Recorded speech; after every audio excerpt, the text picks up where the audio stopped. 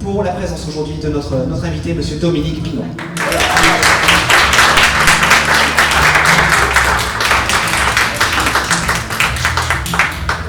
Thank you. Alors, pour ceux qui me connaissent d'habitude, vous savez que je m'occupe de la partie traduction français-anglais, donc je ne vous ferai pas l'affront de vous traduire en anglais ce qui a été demandé en français, sauf si on a qui demande. Non. Ok. Donc on va faire relativement simple. N'hésitez pas, du coup, vous pouvez tout simplement lever la main, poser vos questions. Rappelez-vous, à Popcorn, il n'y a pas de questions stupides, mais il y a des réponses originales. Donc n'hésitez pas. Dans le pire des cas, j'en ai quelques-unes, histoire de lancer le truc. Après, soyez curieux, n'hésitez pas. Non. Bon, c'est pas grave. Moi, j'en ai. Pour beaucoup d'entre nous, les plus grands films pour lesquels on vous connaît, en tout cas en français, ça va être votre participation, en tout cas votre collaboration avec Jean-Pierre Jeunet, qui commence à remonter un petit peu, du coup, avec, si je ne me trompe pas, Délicatessen. Voilà. Avant Délicatessen, vous m'entendez là? Avant Délicatessen, il y a eu un petit court-métrage qui s'appelait Foutaise, qu'on a tourné juste avant de tourner Délicatessen. Et après Délicatessen, il y a eu La Cité des Enfants Perdus, en vous précisant que bien sûr Délicatessen et La Cité des Enfants Perdus étaient réalisés par deux réalisateurs, Jean-Pierre Jeunet et Marc Caro. Voilà, et après il y a eu, qu'est-ce qu'il y a eu après? Il y a eu Alien Resurrection. Après, donc là réalisé par Jean-Pierre Jeunet. Après Alien, il y a eu Amélie Poulain. Après Amélie Poulain, Long Dimanche de Fiançailles. Après Micmac à Tire-Larigot. Après le fabuleux voyage de T.S. Spivet. Et c'est-à-dire qu'on est de la même génération, moi et Jean-Pierre Jeunet et Marc Caro, on est arrivés à Paris à peu près au même moment, c'est-à-dire fin des années 70. Ils m'ont rencontré, en fait le premier projet qu'ils avaient c'était La Cité des Enfants Perdus, qui était un projet déjà un petit peu ambitieux. Ça va, je parle pas trop vite? Ça va. Ok. Qui était un projet un petit peu ambitieux et qui n'ont pas pu monter. Du coup, ils se sont abattus sur un projet qui se passerait dans un lieu clos, etc. Et ils ont écrit Délicatessen. Et on s'est rencontrés à peu près au même moment quand on est arrivé à Paris, c'est-à-dire en 80. Moi, j'étais encore dans un cours de théâtre. Et puis on se voyait régulièrement. Et puis, c'est dur de monter un film. Et puis finalement, au bout de 10 ans, ils ont trouvé une productrice qui était tombée folle amoureuse du projet Délicatessen, et c'est comme ça que Délicatessen est né. En même temps, moi au départ je ne devais pas jouer le rôle que je faisais finalement. J'étais prévu pour le rôle que jouait Tiki Olgado. Je ne sais pas si vous vous souvenez de cet acteur qui nous a quittés, hélas. Et il cherchait toujours quelqu'un pour le rôle principal, il ne trouvait personne, donc il m'a dit tiens, si tu veux pas passer des essais, et pour le rôle de Louison, et c'est comme ça que je me suis retrouvé à faire le clown. Voilà. Alors, comment est-ce que Jean-Pierre Jeunet vous a présenté le fait, qui a techniquement pour l'époque était. Ouais, comment est-ce que Jean-Pierre Jeunet vous a présenté le fait que dans La Cité des Enfants Perdus, vous alliez devoir du coup jouer une version multiple de vous-même, plus une version originale, bon, no spoil, hein, pour ceux qui ne l'ont pas vu. Pourquoi vous ne l'avez pas encore vu ce film, sérieusement les gars? Foncez le voir, il est magnifique. Il y a beaucoup qui l'ont vu ce film? Oui. Ouais, pas tant que ça. C'est vraiment une perle du cinéma français à voir. Il n'y a pas d'autres films qui ressemblent à ce film-là. Comme beaucoup de films de Jean-Pierre Jeunet d'ailleurs, c'est quelque chose qui marque beaucoup. Donc comment vous a-t-il présenté ça? Et d'un point de vue technologie, parce que c'est un film qui commence maintenant à dater, comment ça s'est passé? D'abord, moi, le projet artistique, je trouvais ça formidable. C'était un univers où se mêlaient un peu Charles Dickens, certaines bandes dessinées. Je sais qu'ils ont été aussi inspirés pour le personnage que jouait Daniel Émile Forque.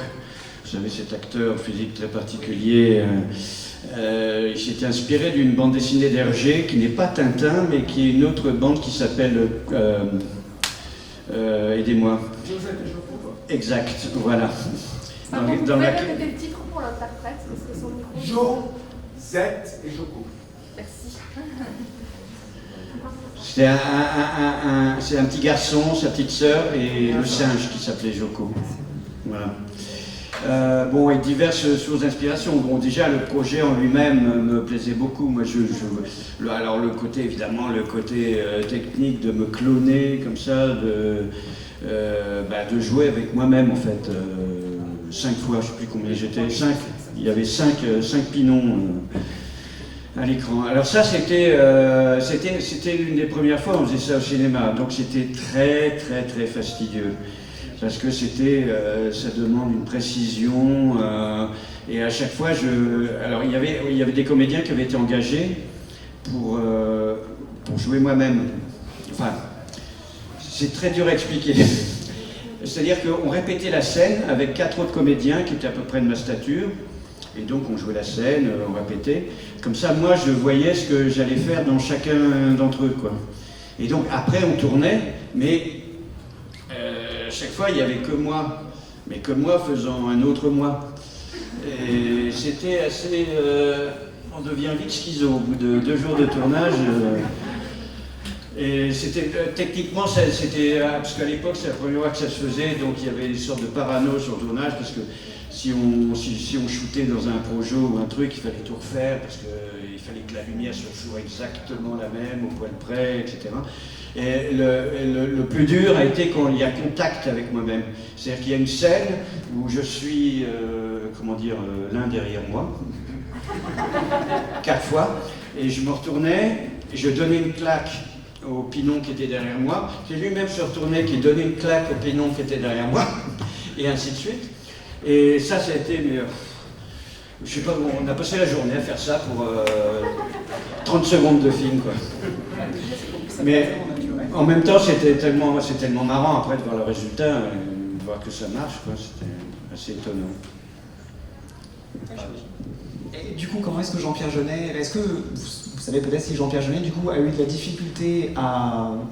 Enfin, est-ce que c'est lui qui a insisté pour que vous soyez, du coup, sur le Alien, vu qu'il était passé à la réalisation? Est-ce qu'il a eu des difficultés, du coup, à imposer un acteur français? Eh bien, écoutez, non. Non, moi, je ne savais même pas qu'il était aux États-Unis en train de préparer le film. Et moi, j'étais en train de répéter au Théâtre National de la Colline, pour être précis. Parce que bon, j'ai fait beaucoup de théâtre, et puis je reçois un coup de fil, qui c'est Jean-Pierre, tu sais où je suis? Bah non, je suis à Los Angeles. Ah bon, je te fous là-bas. Je vais réaliser Alien. Ah ouais, bien. Et voilà, je suis à côté de Sigourney Weaver. Et Sigourney Weaver, elle me demande si tu voudrais bien jouer dans le film. Bon, après, j'ai su que le Délicatessen et la Cité, ça avait eu beaucoup de succès là-bas. Voilà. Alors, il y avait eu un premier réalisateur qui était pressenti pour tourner cet Alien, je crois que c'était Danny Boyle. Et le réalisateur de... Voilà.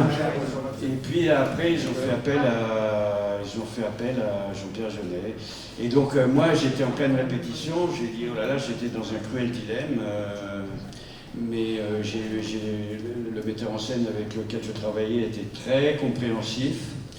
Et j'ai pu donc quitter les répètes et m'engager sur Alien et aller jouer là-bas à Hollywood. Et tout de suite, il y a un premier souvenir qui lui est remonté quand je suis arrivé à Paris pour les cours de théâtre. Le premier film que je suis allé voir, c'était le premier Alien. Et jamais j'aurais pensé de ma vie que je me serais retrouvé dans cette série impressionnante. Est-ce que vous avez eu tellement de mal avec l'anglais comme c'était le cas de Ron Perlman dans la Cité des... Oui, alors Ron Perlman donc, qui jouait dans Alien, avait joué donc dans La Cité des Enfants Perdus. Alors Ron avait beaucoup de... Oui, il a beaucoup travaillé. Mais en fait, je l'avais revu. Qui a tourné à Los Angeles, et je l'avais revu. Il m'avait dit en fait que tout ce qu'il se souvenait de français, c'était l'adresse où il habitait, et ce qu'il avait à dire dans le taxi pour le truc. C'était quoi la question, pardon? Non, en fait, je connais que Ron a été Ouais. dans le tournage. Ça a été un petit peu vous, en tant qu'acteur français à Hollywood. Écoutez, moi non, j'avais un peu une expérience de l'anglais, parce qu'après mon baccalauréat, je ne savais pas quoi faire, et une organisation qui s'appelle l'AFS, American Field Service, qui avait été créée par le corps des ambulanciers américains après la Seconde Guerre mondiale, pour envoyer des jeunes dans une famille d'accueil pendant un an, aller à la high school et passer le bac américain. Et donc j'ai été sélectionné pour faire ça, et donc je suis parti un an en Alabama, où j'ai vécu vraiment dans une famille et où j'ai vraiment appris, oui, l'américain, dirons-nous. J'avais 6 ans d'anglais derrière moi, mais quand je suis là-bas, je ne comprenais absolument rien du tout. Et donc voilà, et puis j'ai un peu de famille aussi, j'ai des cousins américains. Donc l'anglais n'était pas pour moi un vrai problème. Ça demande quand même un travail en tant qu'acteur, un travail supplémentaire pour se sentir à l'aise sur le plateau. Il faut arriver bien bétonné, bien... Mais non, ça n'a pas été un vrai problème. Et j'ai fait d'autres choses en anglais par la suite. Voilà. En espagnol aussi? Et en espagnol, et en allemand, monsieur, aussi. En allemand, un peu sous la torture, quand même. Et au théâtre, en Allemagne, à Vienne, en Autriche. Je jouais dans une pièce classique allemande qui s'appelle Mina von Barnhelm, que les théâtreux connaissent, mais dans laquelle il y a un rôle de français. Ça se passe au XVIIe siècle, en des guerres obscures, la guerre des 7 ans, je ne saurais pas trop côté. Et dans cette pièce, il y a un personnage français qui est écrit exprès en mauvais allemand. Voilà. Et donc on m'avait demandé d'aller, donc je suis resté 4 mois à Vienne, jouer ça, voilà. Et du coup, il ne fallait pas avoir un allemand trop, justement. Oui, justement, oui. Des questions? N'hésitez point. Ouais. J'aurais voulu en savoir un peu plus sur... J'aurais voulu en savoir un peu plus sur la séparation entre Caro et Jeunet. Parce qu'il apporte pas, je ne sais pas s'ils sont séparés ou... Bon, d'abord, ils n'ont jamais vécu ensemble. Et non, Marc est quelqu'un que j'aime beaucoup. C'est après, oui, La Cité des Enfants Perdus. Marc est quelqu'un d'un peu plus, comment dirais-je, il s'intéresse à beaucoup de choses, dans le domaine scientifique en particulier. Voilà, non, il n'y a pas de séparation, il se voit toujours. Quand Marc, parce qu'il n'habite pas Paris, mais quand il vient à Paris, il vient toujours chez Jean-Pierre. Non, c'est pas... Je crois que Marc avait ses projets aussi. Il a travaillé avec beaucoup d'autres gens au cinéma, des gens comme Gaspard Noé, par exemple. Il avait été tenté avec Dante 01, vous étiez dedans? Comment? Oui, il a fait un film qui s'appelle Dante 01, qui a été difficile à faire. Oui, puis il fait d'autres choses. On s'était croisés dans un festival de films science-fiction à Nantes, je ne me rappelle plus comment s'appelle ce festival, et où il était en train de travailler sur un projet quoi laisser à comment dirais-je, si l'homme se baladait sur une autre planète, quoi laisser comme message, comme type de message. Voilà. Il travaillait sur un truc comme ça. Voilà, mais sinon il n'y a jamais eu de... Puis ce sont 2 personnes que je vois toujours avec plaisir. Parce que c'est lui qui a amené un petit peu le côté sombre. Oui, absolument. Oui, c'est vrai que quand ils travaillaient ensemble, il y avait ce côté que vous retrouvez dans Délicatessen, dans La Cité, c'est-à-dire à la fois le côté sombre, ça c'est Marc, et puis en plus Marc a une culture... tous les films de la planète qui sont un peu sanguinolents ou truc, alors lui il connaît tout de A à Z. Et puis il vient un peu de l'univers punk, Marc. Oui. Alors que Jean-Pierre est beaucoup plus tourné vers la comédie, vers les acteurs. acteur aussi. Il a un univers plus, comment dire, plus lumineux que Marc. Et c'est pour ça que les deux ensemble allaient très bien, se conjuguaient vraiment parfaitement. Oui, c'est vrai. Ouais. Et ils n'ont pas de projet de refaire un petit ensemble? Bah, moi j'aimerais bien, mais bon, je sais pas. J'aimerais bien en tout cas. Ensuite, des questions, n'hésitez pas.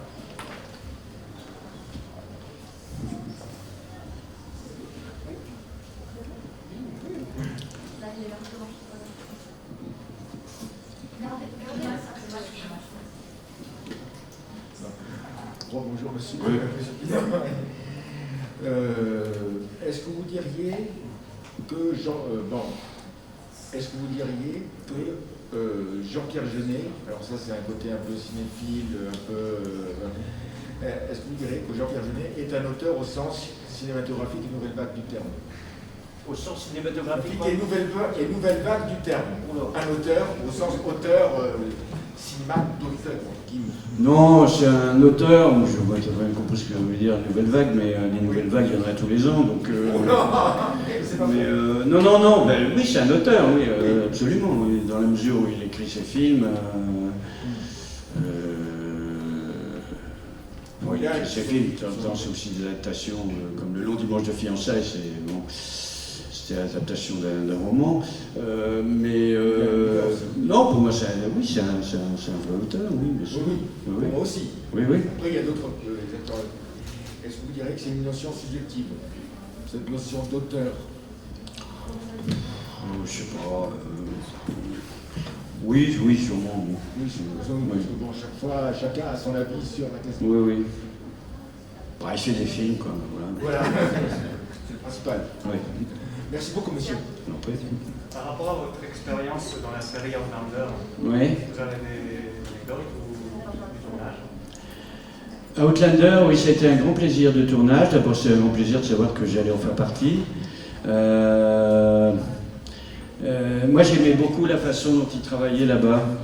Il y a une espèce de truc collectif qui était... C'est-à-dire qu'au début de chaque saison, moi j'étais au début moi j'ai fait qu'une seule saison, je fais la saison 2. Mais au début de chaque saison, ils réunissent tous les acteurs qui viennent du Canada, de n'importe où, ils les réunissent pour une lecture générale, avec tous les techniciens et tout. Et on fait ça, donc c'est le moyen déjà de faire connaissance. Parce que vous savez, dans une série comme ça, en plus, on ne tombe pas toujours les uns avec les autres, il y en a qu'on ne rencontre même pas. Et puis sur le tournage, c'était une façon particulière de travailler, c'est-à-dire que le matin, on arrivait, et intimement, c'est-à-dire nous seuls les acteurs avec le réalisateur, on répétait tout ce qu'on allait faire dans la journée. Et puis une fois qu'on avait fait ça, une fois qu'on avait fait ce travail de répétition, c'était en décor, hein, bien sûr. C'était en décor studio.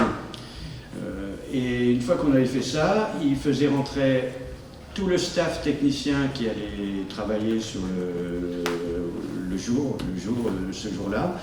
Et on rejouait ce qu'on avait répété devant eux, tous. Et puis, une fois qu'on avait fait ça, comme ça, tout le monde avait en vue ce qu'ils allaient faire la journée. Parce que, bon, c'était tellement découpé que des fois, ils perdent le truc. Et puis, une fois qu'on avait fait ça, ben, allez, hop, on y va, on tourne. Et ça, j'ai adoré faire ça. C'était vraiment très chouette. Et puis, voilà. Puis, j'avais surtout une magnifique partenaire, Catriona Balfi, avec laquelle j'avais toutes mes scènes. Qui était une femme vraiment très, très sympathique. Et voilà, j'ai un très bon souvenir de ce tournage. Et puis, souvenir ensuite, on a tourné tout ça à côté de Glasgow. Donc, ils avaient reconstitué en studio plusieurs salles du château de Versailles, puisque cette saison-là était censée se dérouler en partie en France. Et c'était magnifique. Et j'espère, peut-être. Je sais que Diane Gabaldon, l'auteur des romans dont est tirée la série, est en train d'écrire je ne sais pas comment on appelle ça, un sequel, ça se dit, une suite, dans laquelle mon personnage est le principal protagoniste. Donc voilà. Master Raymond va peut-être réapparaître, mais j'aimerais bien en tout cas.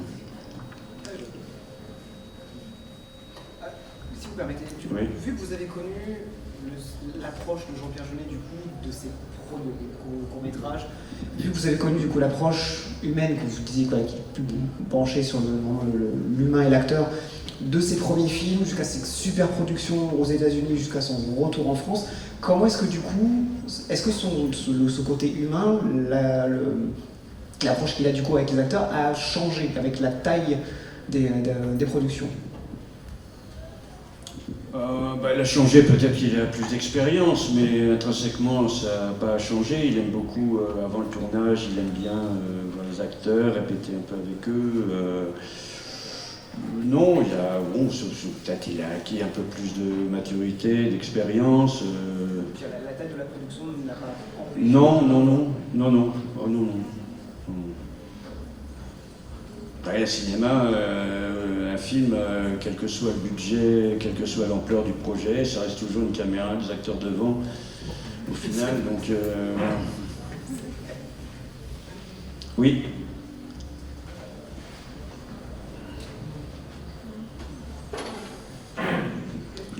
Quelle est la grosse différence entre le tournage aux États-Unis et le tournage en Europe?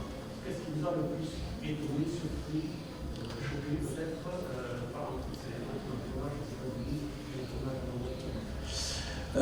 Écoutez, moi je me souviens, le dernier film que j'avais fait avant d'aller faire Alien, c'est un film un petit peu familial, etc. Alors évidemment, quand je suis arrivé là-bas, d'abord aux États-Unis, la Fox en tout cas,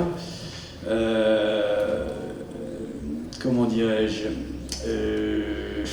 c'est le monde qu'il y a sur le plateau, quoi. Quand on arrive le premier jour, on me dit putain, mais tout ce monde-là, qui fait quoi? En plus, tous les jours, il y avait un type de la hiérarchie en haut qui se présentait comme moi je suis le numéro 2 de la Fox, le lendemain c'était le numéro 3. Mais je vais raconter une anecdote qui fait que finalement, moi ce que j'ai bien aimé, c'est. Alors évidemment, il y avait beaucoup de.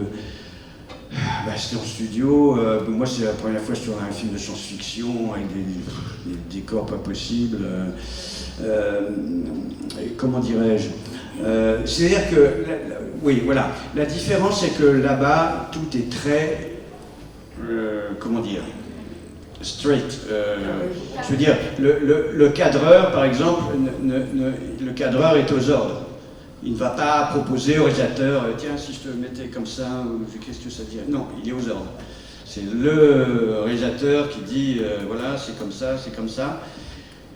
C'est très hiérarchisé, quoi. Les postes sont les postes et on ne s'occupe pas de faire autre chose. Ça m'a marqué. Alors qu'en France, il y a quand même une interjeu entre tout le monde, quoi. Voilà, sinon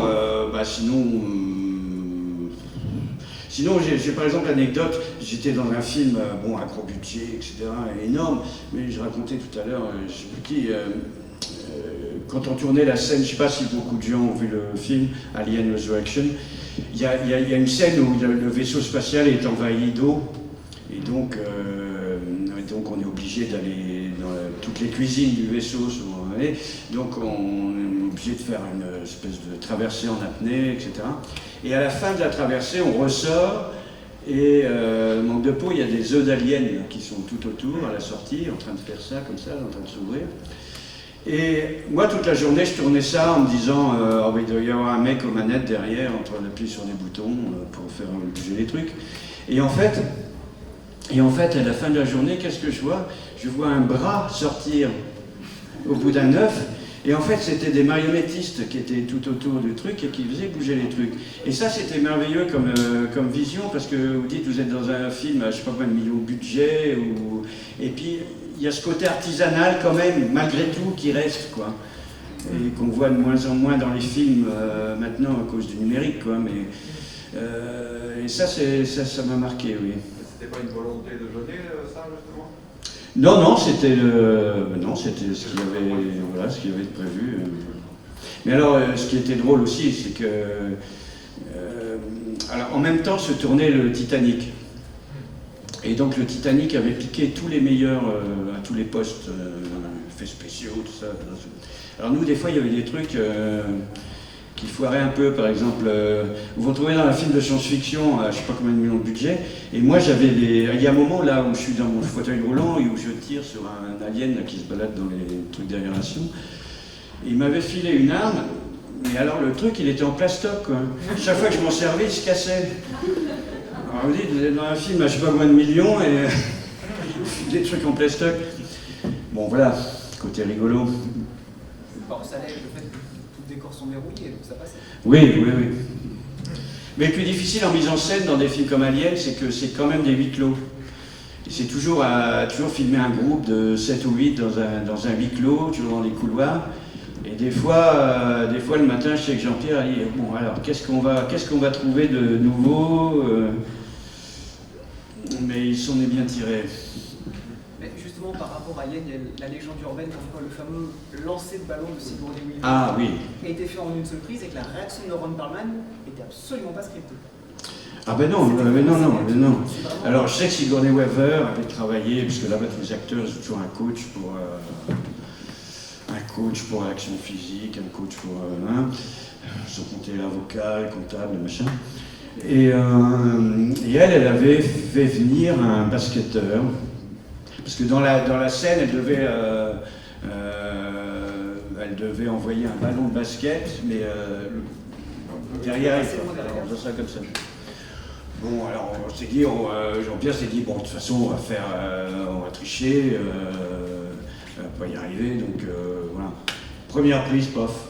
Elle était à 10 mètres du truc, elle envoie le ballon, tombe dedans. Alors du coup, tout le monde a été surpris, même le cadreur.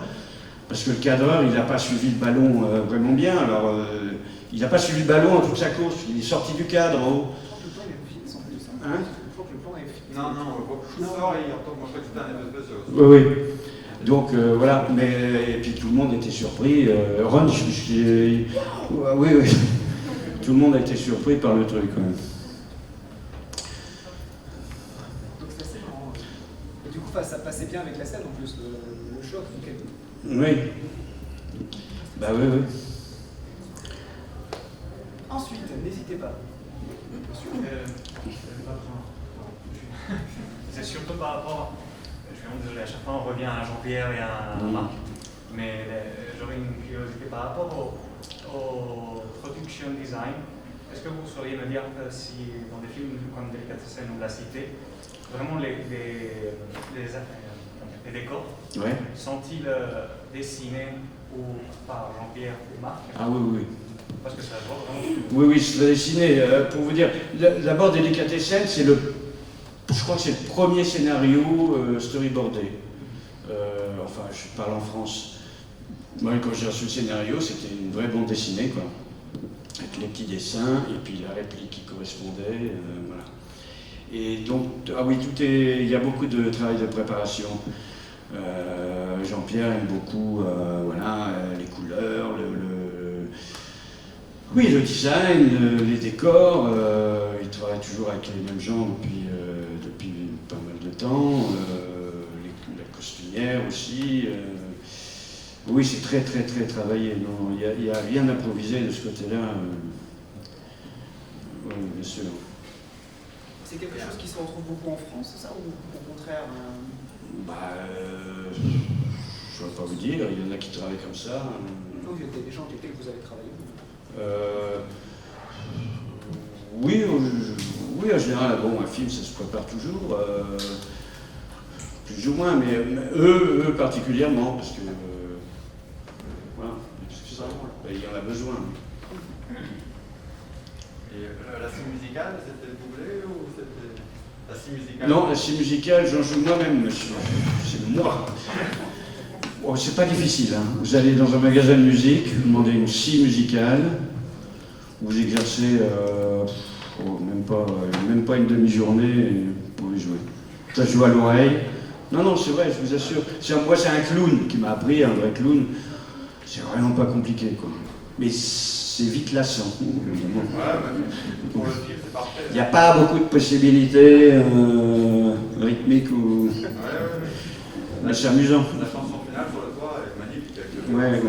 Vous l'avez appris pour le film ou c'est quelque chose que vous aviez appris avant?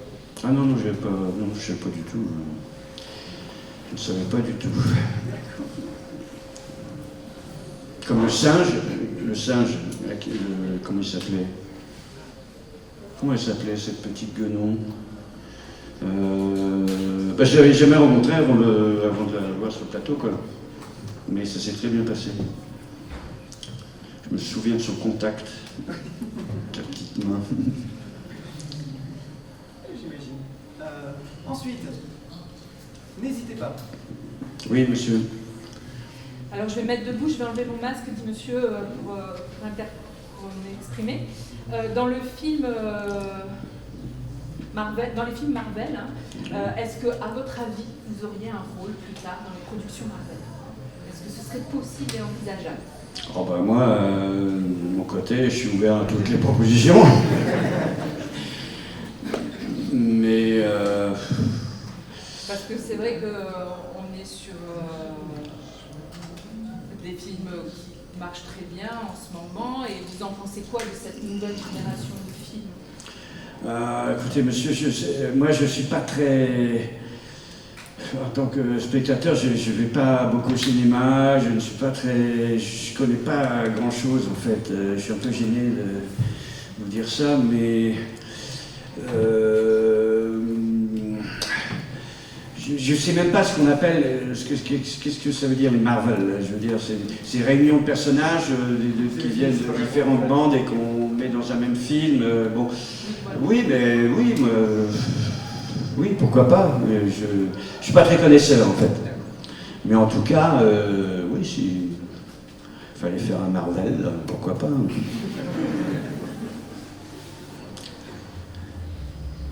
Oui. J'ai une question.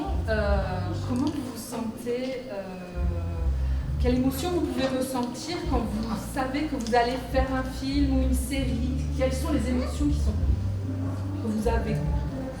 La première émotion qui me vient, c'est merci. Parce que quand on est comédien, tout ce qu'on attend, c'est des propositions.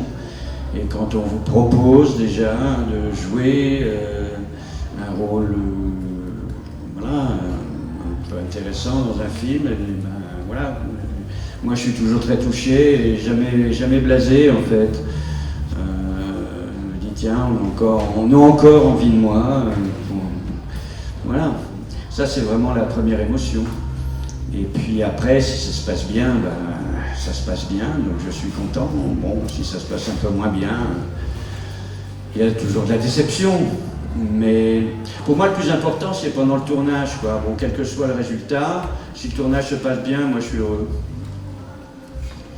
Et puis, bien sûr, si on m'envoie le chèque aussi.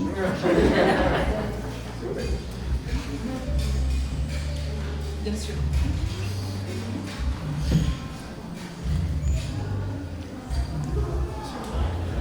Vous avez dit que vous ne vous considérez pas un grand consommateur de cinéma. Qu'est-ce que vous aimez la musique? Je suis, oui, la musique, je suis un grand lecteur aussi, j'aime bien lire. Je fais beaucoup de...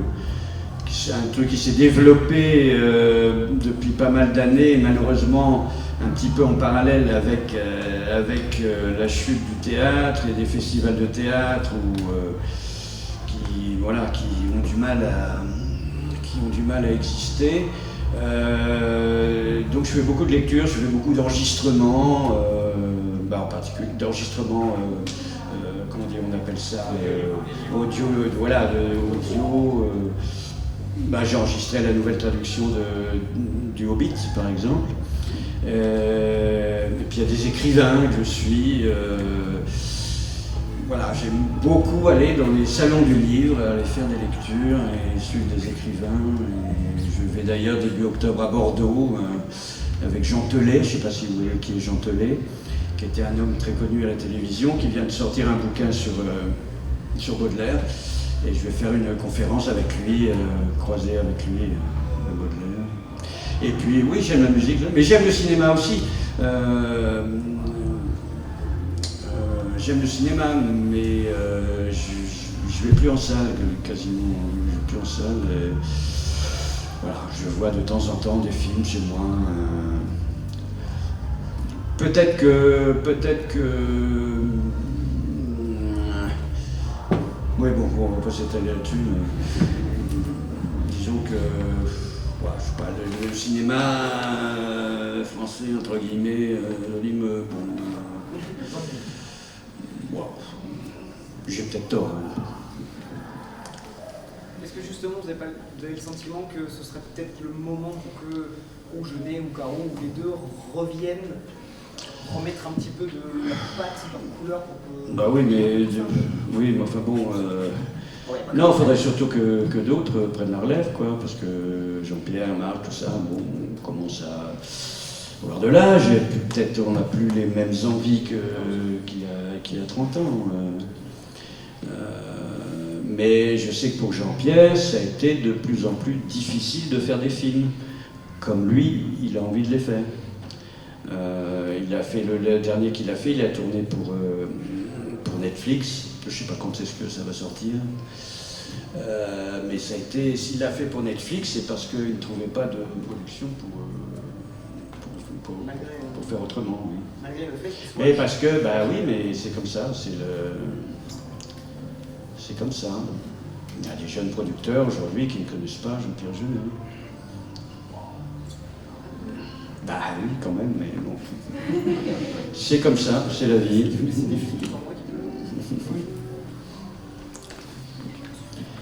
Oui.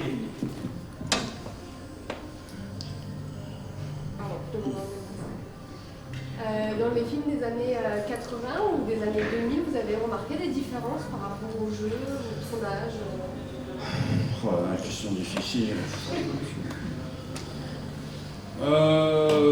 Écoutez, l'évolution, c'est principalement la fracture entre la pellicule et le numérique.